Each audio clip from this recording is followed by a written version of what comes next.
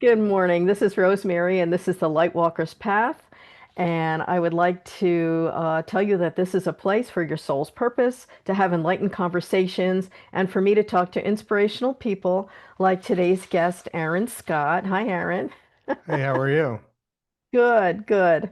So, Aaron, you are an expert on higher levels of consciousness, awakening people to the real self, and not the one that the media shows us. You develop internal coherence with your people, and you are also an author, and you have a podcast called the Evolved Podcast with Aaron Scott. You've also had 2 decades in global financial marketing, which is super cool. And you know how the media impacts our perception and reality. Very interesting. So I'm excited to talk to you, Aaron. So tell me about your journey. I want to know like how you started on this particular path that you're on now. Sure. I think that I've always kind of had an acute interest in kind of understanding the construct of society, if you will, right?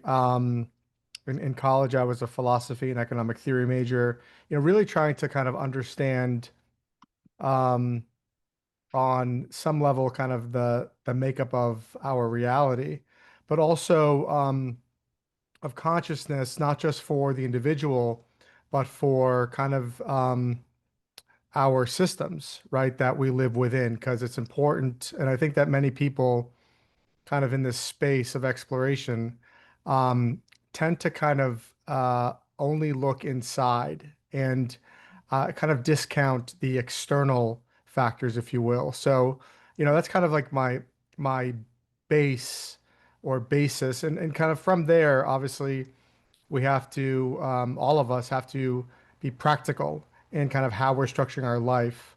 And Hmm. that took me onto a path on Wall Street where, as you pointed out, I worked for close to 2 decades in global financial markets. I founded my own hedge fund.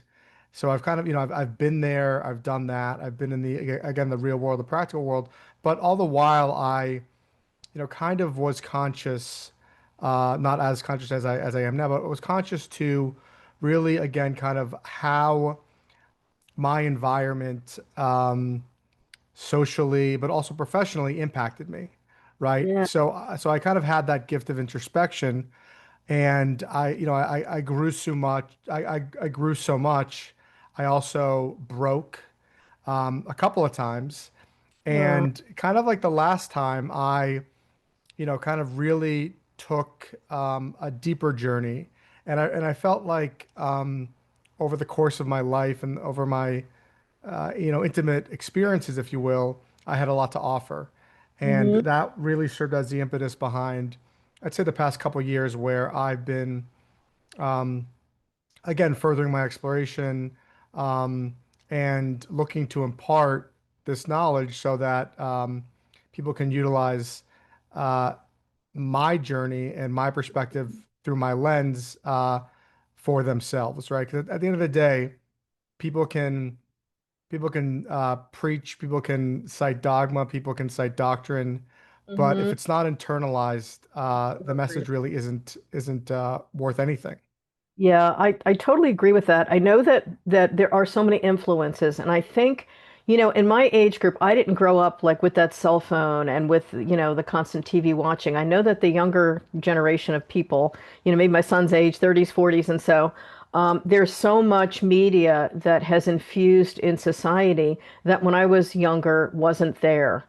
So I think, for the people in my age group, we weren't as indoctrinated with what we see in the media now as what you should be doing, where you should be going. So I think that's a blessing for me. And for me, I don't watch the news constantly. I'm really careful with the things that I'm allowing myself to consume because I don't believe that those constructs of things are real. Those are things that are in society to kind of push us this way and that way, and you follow the money, and that's kind of where our society has gone instead of deciding what your authentic core is and where to go with it. And that's kind of how I learned everything and do everything. I fit it into where my spiritual core is basically, and it's very open-minded to all people's religions and beliefs, but I think we need to be. I think we can't buy into who's the next enemy and what are we seeing on TV and is it real or not real. I just think there's a lot out there. Yeah, for sure. And I think that again, this sort of paradigm persists and has persisted in many ways to maintain power structure. And Oh, yeah. well, again, it's really about creating schisms in society. And what's lost in these kind of declarations or identities around patriotism, Hmm. around capitalism versus socialism, around Hmm. kind of any of these sort of structures, Yes. delineations is a lost connection to common humanity, Oh, right? I believe. So, and we see this manifest interestingly on an acute level with sort of imposing events, if you will, Hmm. like what's going on in Gaza Hmm. or what goes on with other wars. Yes. What's remarkable is how people en masse. This isn't a fringe sort of revelation.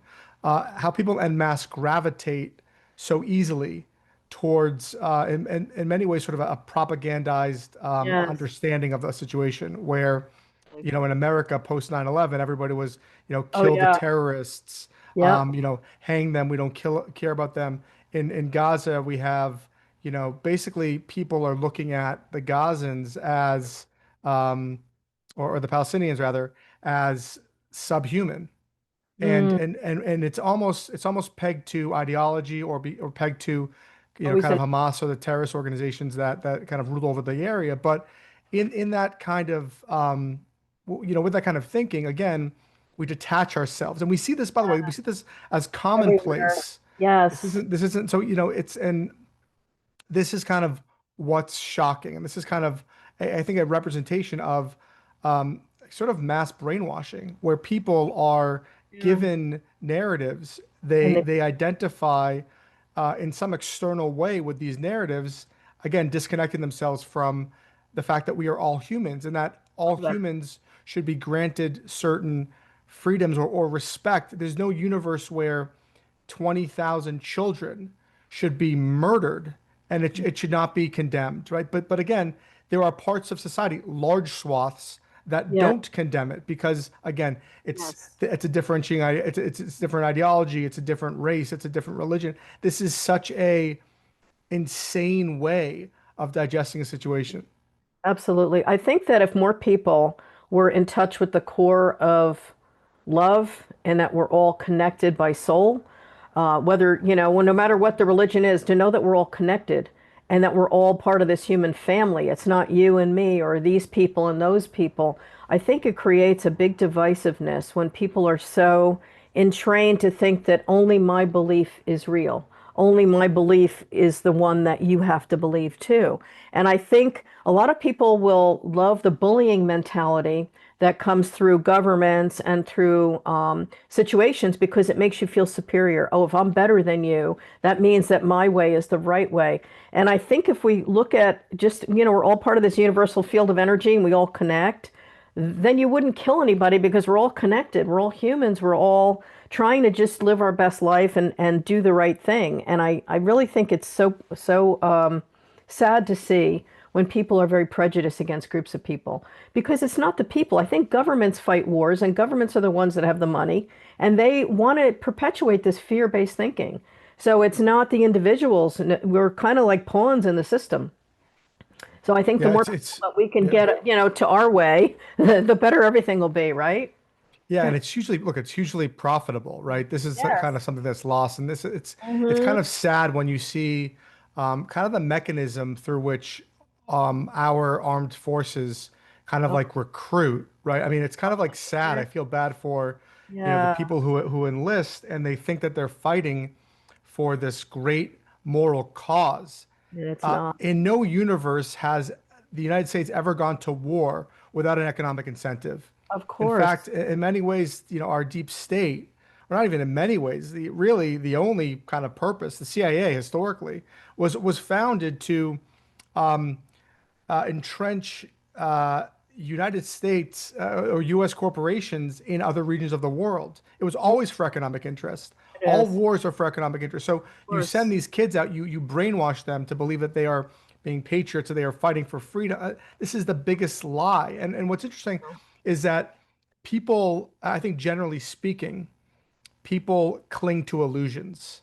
Of And course. this is kind of the biggest issue. And I think that this issue kind of transcends many planes. But when people cling to these illusory constructs, patriotism, et cetera, ideological constructs, what it really is a commentary on identifying with the external. Yeah. And to your point, most people grow up in the society presently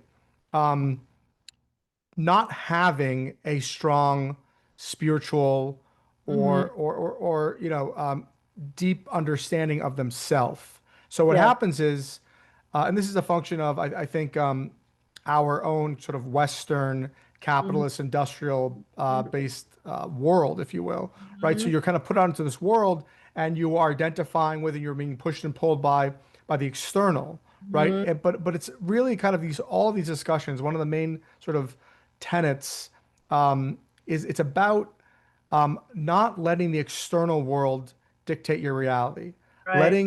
letting you dictate the reality of the external world. This is kind of really at its core what it's about, and all these other kind of microcosmic discussions I think lend themselves to Yeah. that main topic. It's funny. You just reminded me of a movie I saw years ago, and it was so true. It was called Wag the Dog, The Tail Wags the Dog, or something like that. But it talks about how, the that whole idea is what is driving the force of what a nation's doing. How can we make money rather than what's the right thing to do? And are we really protecting our borders, or are we getting involved and doing this and doing that? To the divisiveness of the people that are here. And I look at the people in our own country. There's so many people that are in need, and all this money is going toward making weaponry and living in fear. And you see a lot of countries do this. Not everybody, but there's a lot of places in the world that are living with this fear. So I think that once you have the core of just knowing who you are internally and having this sense of spirit or understanding of consciousness, that it will eventually, hopefully, a lot of us that are in this consciousness field, we're trying to shift people. We're trying to shift them away from just understanding that you are a material 3D person and understanding we're all connected.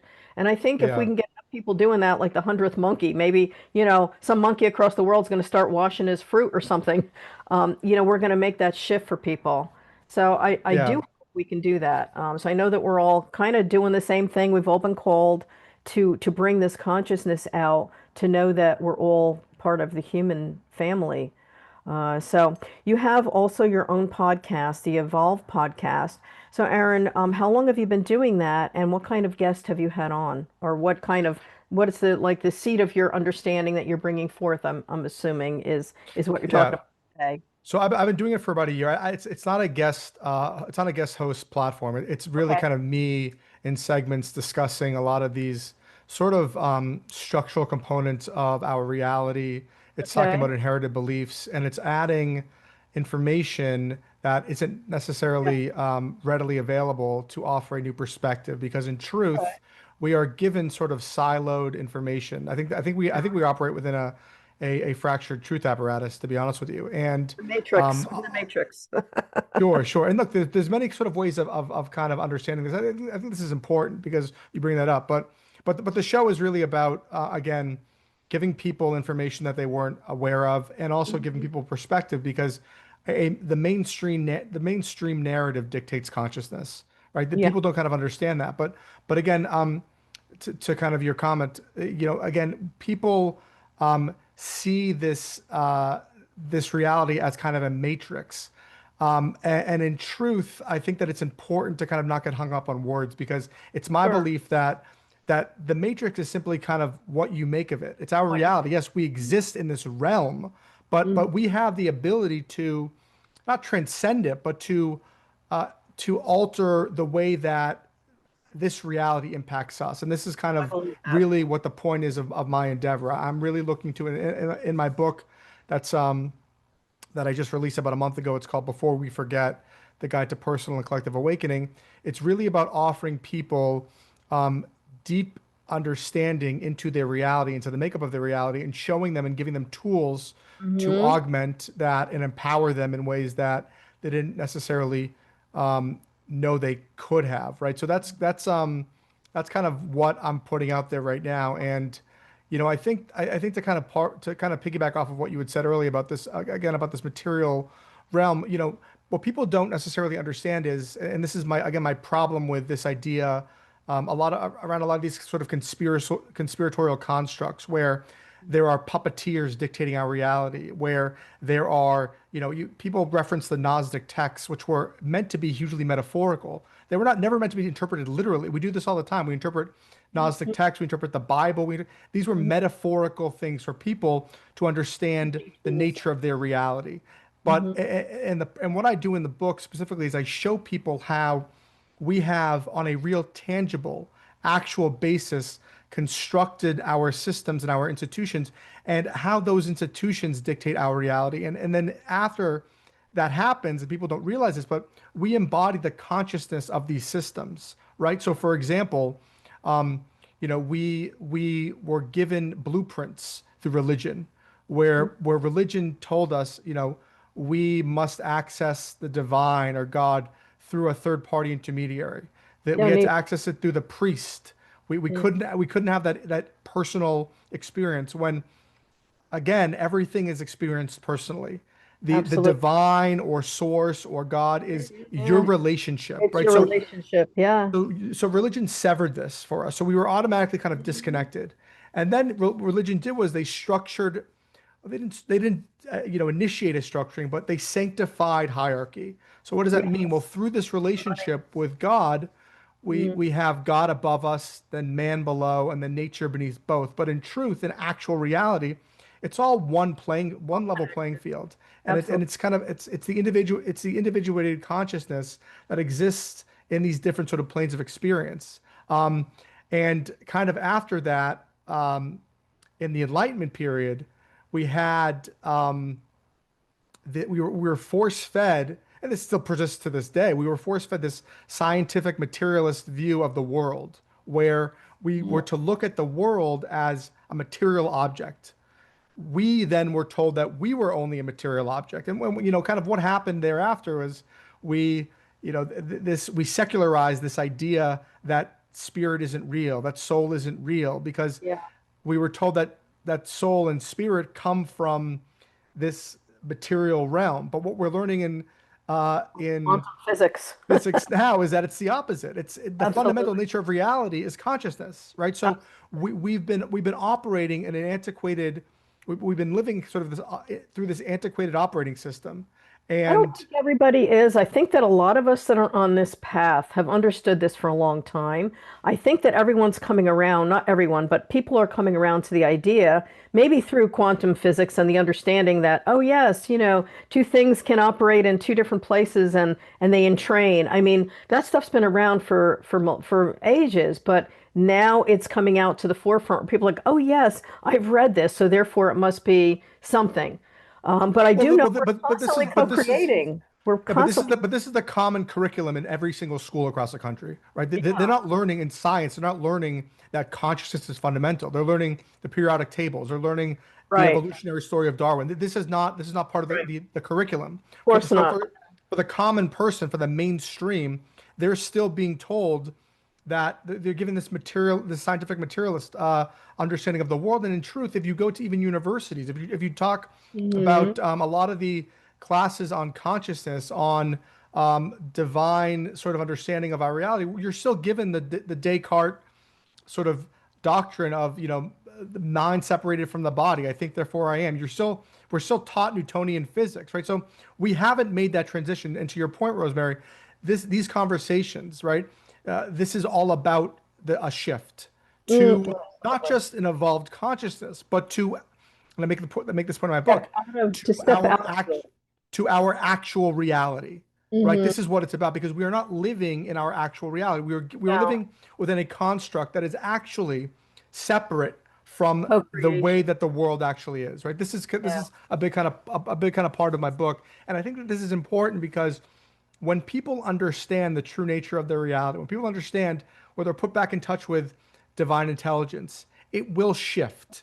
It will It shift has people because again, all of these principles that we talk about, energy, vibration, to. enhanced consciousness, when people are put in touch with it, when people are put in Hmm. touch with coherence, it's it is people will gravitate towards it because it makes sense It makes because they sense. resonate. Yeah. What I was going to say is our frequencies is what drives the experience, and our frequency and vibration is what brings in our the things we experience. And what we still need to learn is that lower vibration things that we're trying to align higher to where we're supposed to be. So I do know that we co-create with our own experience, and the world is a mirror. So I always say to people, if everyone in front of you is negative, you better look back at yourself, because it's mirroring who you are consciously. And if you are having great experiences and growing experiences, look at what it's showing you about your own state of consciousness, because I do believe that we create and we co-create with this consciousness wherever we are at the time. So those people in fear are going to co-create more fear-based thinking, and they're going to understand on a fear-based way, and those of us that are on a different frequency are going to have a different experience. And I do believe at this time there's such a choice, and people are choosing either to stay in fear or to stay in consciousness. And I think it's going to be a clear delineation. This has been happening for a while. And this is something I've channeled probably back 15, 20 years ago. I channeled this time, and that this was going to happen based on where people are energetically. So yeah, I mean, I channel the angelic realm, and I've done that since '93. So I understand that we are all part of this choice-based thinking. It's all free will, and we are where our vibration sits. So Right. that's And I think that, I think the biggest, and like conceptually, this is great. However, again, and this is kind of the biggest impediment is Mhm. the nature of our practical reality. And people, what one of the biggest kind of chains, if you will, is money, Mhm. because people are just inherently pushed and pulled by money. And it's kind of like, well, why is it this way? Why is there such an imbalance? Mhm. And how do you kind of transcend that? Well, I think the first kind of push you have to give people is understand that their value system shouldn't be dictated by money. Their identity shouldn't be Mhm. dictated by money. And this is again at the core again of kind of what I give in my book. I explain to people kind of how we constructed an identity around money, around performance, around a value system, again, that embodies the consciousness of these systems. Because in truth, in the Western world, through this capitalist sort of hegemonic construct, we look at ourselves as our utility. We Right. value ourselves based on our performance, and if you go to other parts of the world, it isn't as pervasive, right? So people don't kind of realize this, right? They think that it's just the normal way to be, the normal life. But Mhm. if you go back to our education system, which is really the formative part of this whole discussion, and you look at what structured our education system. At the turn of the 20th century, you had industrial capitalists like Mhm. Rockefeller and Carnegie who structured the entire education system off of the Prussian model, which was Mhm. structured to create docile, conformist Yes. workers.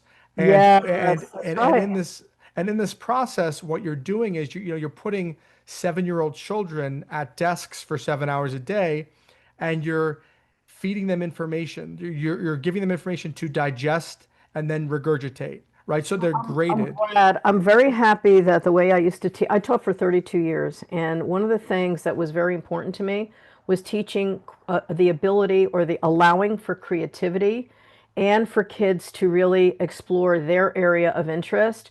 So any way I could, I would weave that into what I showed the kids. And I said, you have this great idea. I want you to develop it. But it was all about developing the creativity, because me as a creative child, I knew internally that I didn't want kids to spit out information. I wanted them to think. I wanted them to question me. I wanted them to develop who they are in the core of like their creativity, because that's really where when a country wants to take over another country, the first thing they do is get rid of the books, get rid of positive, get rid of their ability to question and to think. And I said, I don't want to train kids to be spitting out information. I want them to know how to question and to be in the world as thinkers and doers, and Right. that comes from creativity. So if you, engage kids in creative pursuits and allowing them this, that's where their intelligence is going to come out of. You know, That's right. And this and it's funny because our education system doesn't foster creativity. no, but I It did as actually a kid. stifles it. Right. It Yeah, stifles it. because it's important. I know And it's important. Yes. right. And so what happens is, you are, and this is kind of, I think, not understood completely, but when you push for an education system, which really is an indoctrination program, Mm, to teach children to identify with performance, with wow. output, with Mhm. utility. You're giving them grades, you're giving them gold Right. stars. It's You're another you're thing. telling them to compete with their fellow student. Yeah. There's no collaboration, there's no intuitiveness, there's no Yeah. everything is a linear process. Well, what happens is you go through the system and you're trained. You're Yeah. trained to go out into the world and perform. So what does And that be, tell you yeah. about, what does that tell you internally? What scaffolding are you structuring on a psychological basis? Well, it creates this engine of people who are myopically focused to operate in the world a certain way. We don't question it. We don't identify it for what it is, but we give people, adults go into the world kind of, driven, and they have this identity and they form this identity through, again, illusions, through Yeah. external illusions. They're identifying with their job, with the amount of money they have, with the girlfriend that they have, with the purse that they have, with the car that they have. These create They're false. They're a false. society of sleepwalking because Yeah. they've been never trained to look inside of them, to tap into their creativity. So this is what we've created. So when people talk about, again, the matrix or the construct of this reality, we Sleepiness. we we we are sculpted in a way at a very, very young age, and our systems and our institutions feed on that construct, and it's perpetuated at a deep level So throughout the world. I have a question for you. Have you ever talked to a group of school teachers or anything like that? Because that is a message, and that's something that I always fought to keep is that in my classroom, I didn't allow like competition. It was always let's join up and I'll teach you how to work in groups. So a lot of what I did was having the kids work on group projects together and switch them up because each kid has a gift. And if you can unlock that creative gift in a child and teach them that you might be good at like writing something, this guy might be fantastic at putting something together, you develop a way to work in teams. And to me, that's the most important way is if you develop cooperation rather than competition. And even I would say you're always competing with yourself, not that other person. It's always about you. It's always about how you're going to bring your gift into the world and help other kids and help other people. It's never about you're better than that kid because you're good at this and he's good at that. You have to find a way to work on your own skills and and things you're good at to help each other. And that's always Right. how I taught That's kids. exactly, I mean, that's exactly what you should be doing, Yeah, because absolutely. that's how you cultivate growth. That's how you cultivate a Yes. person's internal intuitiveness and creativity. And what's interesting is that this didn't happen, I think, just through this industrial push. This took place Mhm. before that. We as a Science. society have sanctified individualism on a deep level, Oh, and yeah. it's anchored in thinkers like John Locke, who pushed for this idea of liberalism, who Yeah. even thinkers like Emerson, who talked about, you know um, the individual sanctity, and the willpower through individual effort. These have been enshrined concepts, and we don't live in the world. We don't thrive in the world through this pseudo Darwinian survivalist of the fittest No. Mm-mm. mentality. This is a No. lie. So I no know. species, no ecosystem ever thrived or flourished alone through this Right. individualist paradigm. It was Crawling on always the hugely earth. collective. It was always hugely participatory. So we've sanctified these ideals, these illusions that actually guide and direct society. And we have to reimagine, we have to reshape again in actual reality, in truth. So one of the things that I think is really important is the idea of the circle. So that means that no person is perhaps in the top, but if you're in a circle, each voice is very important. So to me, when you're developing a circle or you're developing a communication circle, it's like every person has value and that they each have something they could bring to it that makes it better for all of us. And I see society as a healthy society is a collective of people that can share equally or can share whatever the gifts are.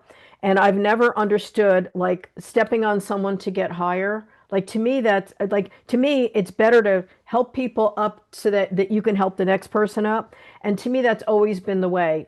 Whether it be in my business, helping another person, or them helping me, it's always an equal, share. It's never I'm in competition with you because you're down the street from me. I've never believed in that competition. And to me, I always saw it as a falsehood, even really, really young. It's like I knew there was something wrong with that whole idea. So I think it really develops from if each person works to understand who they are and how they can help other people, then we're back to the original value of helping each other as a community rather than competing. Competition is not where we should be. So I was going to ask you, who has inspired you in your life to become who you are? Do you have a person in your life that is your inspiration or that kind of showed you a different way? I kind of never had one, to be honest with you. I think I Okay, kind I of was had to wondering. cultivate it. I was I wondering think I had about to that. cultivate on my own. Look, I've always gravitated towards great Yeah, thinkers. I've yeah. always gravitated towards Your books. people who push the envelope, who looked at things a little bit differently. So, you Yeah, know, guys like John Rawls, John Locke, Hobbes, Nozick, yeah. um, even the Buddha. The Buddha. Uh, Yeah, I mean, just kind of like just individuals who push yeah. the envelope. Even a lot of the existentialist philosophers like Nietzsche or Heidegger, Hegel, Kierkegaard. I mean, guys like that who have pushed me kind of intellectually to conceptualize and understand the nature of my reality a little bit differently. There are so many different ways to, and not, again, this isn't about dogma. This isn't about No, um, it's about fully accept. adopting, but it's about constructing and helping you Right. construct your own personal reality. Do you meditate? I do. Yeah. So I think that one of the really powerful things that, because I channel, I actually started that because I had trouble sitting still. So I decided if I can allow this light to come in and I can, directly link in, then I can do what I do. And that's been a great joy to me as well. Did you grow up in New York? I know you said I you live grew now. Did you grow up in New York? I grew up outside of Boston. I've lived in New York for Okay. how long now? 20, yeah, about 20 years. 20 years. So I Yeah. consider myself I think I should consider myself a New Yorker right now. A New I've Yorker. definitely been more impacted by New York than my Yeah. childhood in Boston for sure. Yeah. Yeah. Boston is nice. And my sister lived in that area for years, so I had a lot of trips to Boston and to Massachusetts. And my son lives close to the city, so he worked in New York City. But It's a great place to raise kids in lots of Boston. vibe. Yeah, Boston's great. I Yeah. really loved it. Yeah. Do you have children of your own or are you I have two single? kids. Yeah, I have two kids. What ages are they? I have a 6-year-old boy and a 10-year-old girl. Oh, that's beautiful. That's beautiful. I'm sure you have a beautiful effect on them, with what you know and who you are. So that's great. Sometimes they're like, Dad, be quiet. I don't care about that. I don't want to think about it that way. It just is what It I'm like, is what it okay, is. right. It's fun. It's funny. They're like, it's Yeah, funny to yeah. hear kind of their pushback and their commentary because, I look at, it's funny because I look at a child very differently than I think most people do. I look at them as almost being more intelligent than I me think in so many too. ways. I I think do. that their receptivity to energy and their Oh understanding of yeah. reality, I feel like they're so much more uh, They're they're so much aware. more plugged in They to are. this energy that we talk about. They So it's are. kind of it's to me, I kind of let them guide a lot, and I try to kind of harness Yeah. their perspective rather than, you know, dictating to them. I think Which is to me so important. I'm very conscious about that because I don't look at myself as someone who has the right to be an authority figure to them. Yeah, yeah. I look at myself as someone who's meant to guide them To on their guide journey, them. to help sculpt them because they're going to have to contort and conform and not be themselves later on in life. It's up to Yeah, me to give them, I think, a framework to cultivate internally themselves so that they can then figure out how best they can adapt to the world. If you don't do that, if you're constantly good. shutting somebody down, then it just creates They don't develop. a Yeah. toxic identity. Yeah. You know, it's interesting because my son is highly creative. My son's an artist and he works for a company in New York and he's highly creative and highly motivated. His kids are the same way. And one of the things I did when I raised him is like he was so intelligent and so creative. I tried to help him, say this is awesome. You got to, have to do this. So he's a very independent adult because of that. And he's made his own decisions and he's very forthright in the way he communicates. And I think that's helped him. And I do think kids have an amazing innate intelligence. And a lot of them have it before the age of 7, before they get all muddied up with the junk that's out there. They are pure souls. And they have this wisdom in them that's incredible. And I think that's the thing that if we notice it and as parents can harness that in your kids, you've got something. Because these kids are taking over the world when we're gone. Like, I want to make sure that they're doing what they got to do and they feel like they have a voice.